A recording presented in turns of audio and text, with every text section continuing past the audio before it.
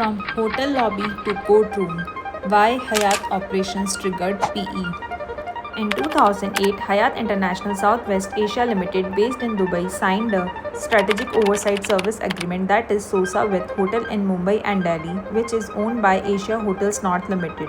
This agreement was basically for 20 years or can be extended for 10 years. In this case, Hyatt says that it is operating from Dubai and just have a strategic control over Indian hotel. But Supreme Court denied the fact and says that you are taxable in India even though you are operating from Dubai. Now the question arose that why Supreme Court denied the things.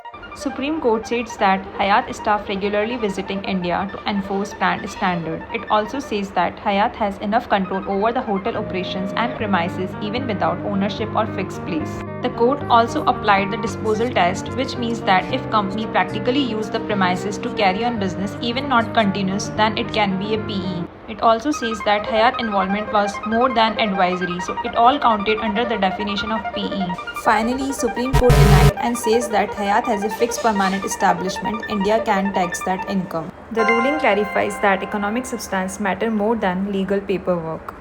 If you found this case law's bite fascinating, smash that like button and comment your views. Thank you.